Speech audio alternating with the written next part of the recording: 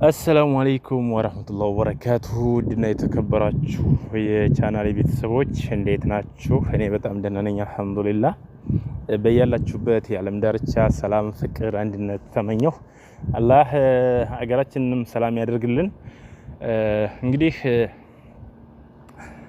ያው ሀገራችን ሁኔታ ያለችበት ሁኔታ ከጊዜ ወደ ጊዜ እያስፈራ ከጊዜ ወደ ጊዜ የምንሰማው የምናየው ልብ የሚያደማ ነገር ነው።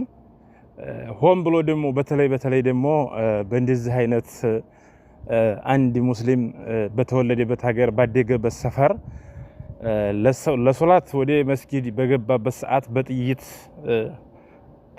ተቆልቶ መገደል በጣም ነው የሚያሳዝነው። ከማዘንም በላይ ቢኖር በጣም እንትን የሚል ነገር ነው።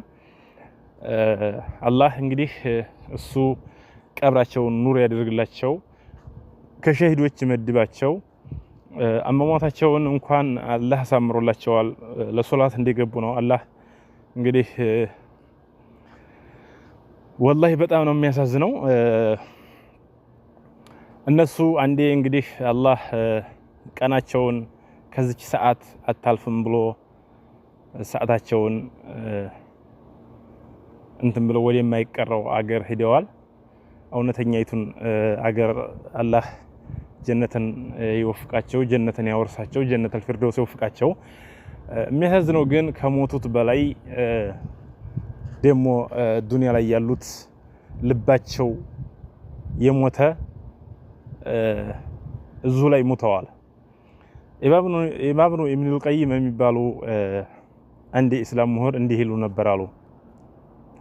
እኔ ስጋዊ ሞቴን አልፈራም፣ ቀልቤ እንዳይሞት ግን እፈራለሁ አሉ ይባላል ማለት ነው።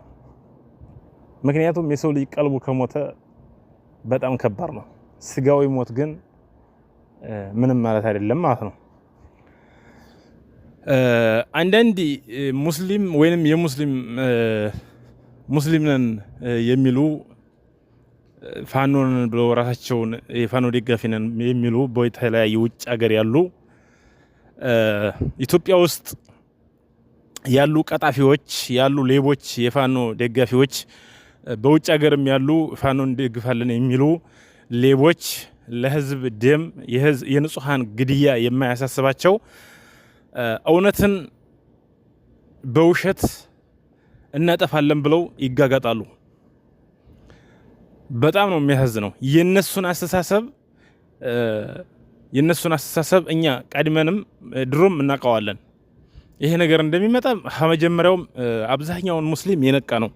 አብዛኛዎቹ ግን ይህንን እውነታ ለማዳፈን በጣም ይላላጣሉ፣ ይጋጋጣሉ። ክህደታቸውን እኛ ድሮም እናውቀዋለን። ከዝንብ ማር እንደማይጠበቅ ነገር ግን መሸሻ መሄጃ የለችንም። ያቸው አንዲት ሀገር ናት ያለችን፣ ያቸው የጋራ ሀገር ናት ያለችን። ይህ ሆኖ እያለ አንዳንድ ሙናፊቅ ሙስሊሞች ሰዎቹን እንዴት እንደተገደሉ እንዴት ማን እንደገደላቸው በተለያየ ነገር ይሸፍናሉ። ሌላው ህዝብ በነሱ አስተሳሰብ ሌላው ህዝብ ሚዲያ አያይም ወይንም ምንም ነገር አያውቅም። ስለናንተ ፋኖ ስለናንተ ስለምትደግፉት ኃይል አስተሳሰቡ፣ አመለካከቱ፣ አረማመዱ ምን ለምን እንዲሆን ከምን እንደመጣ ወዴት እንደሚሄድ እኛ ጠንቅቀን እናውቀዋለን። ግን አማራጭ የለንም። ለዛ ነው እንጂ አስተሳሰባችሁ ሁሉ ልክ አሁን ላይ የነዚህ የሙስሊም ወንድሞቻችን ደም ምንም ያልመሰላችሁ እኔ ሌላ ምንም አለ የናንተ የራሳችሁ ቤተሰብ እንትን ገብቶ እንደነዚህ ወንድሞቻችሁ ደም ሲፈስ የናንተ የፋኖ ሆነ የጽንፈኛ ኃይል የዞሩ ደም የሚገሉ ሰዎች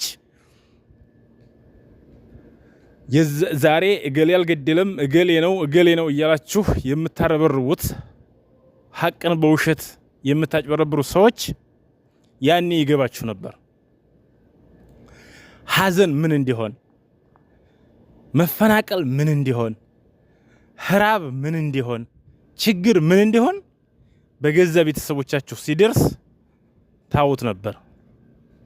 ነገር ግን አብዛኛው ሰው ፍለጠው ግደለው እንዲበለው የሚለው ወይንም ቤተሰቡን አሸሽቷል ወይንም እሱ ተለያየ ሀገር ተቀምጦ ነው። አብዛኛዎቹ ግን መሄጃ የላቸውም። ቤተሰብ ወደ ሌላ ሀገር ውጭ መውጫ የላቸውም። እዛቸው ሀደጉባት ሰፈር ሀደጉባት ቀየ ቁጭ ብለው ዛሬ አንተ እንደዚህ አድርገሃል፣ ዛሬ አንተ እንዲህ ብለሃል እየተባለ ይገደላል። ተመርጦ ባልተወለደበት ሃይማኖት፣ ተመርጦ ባልተወለደበት ብሔር፣ ተመርጦ ባልተወለደበት ሰፈር ማለት ነው። የሰው ልጅ ተሰዶ በሌላ ሀገር እንኳን መብቱ ተከብሮ አንድ ነገር እንድች ነገር ሳይነካው ይኖራል። በተወለድንበት ሀገር ግን በሰራነው መስጊድ ባደግንበት ቀዬ በጥይት እንገደላለን። ግን ወደ የት ይጮሃል? ወደ የትስ ይለፈልፋል? ምንም ማድረጋችን ነው። እዚሁ ስልካችን ላይ አልቅሰን ስልካችን ላይ አዘብዝበን ብቻ ነው የምንቀረው። ብቻ በጣም ያማል፣ ወላሂ በጣም ያማል። አንድ ሙስሊም መስጊድ ገብቶ ጌታውን ሊገዛ በገባበት በጥይት መገደል ምን ያህል እንደሚያም እኔ እንጃ። እኔ እንዴት እንደተሰማኝ እንዴት እንዲያዘንኩኝ። ግንስ ምንስ ማድረግ ይቻላል? አዝኜም የማመጣው ነገር የለኝም ዱዓ ከማድረግ ውጭ። አላህ ይዘንላቸው፣ አላህ በሰፊው ጀነት ያጎናጽፋቸው። ሌላ ምን ይባላል?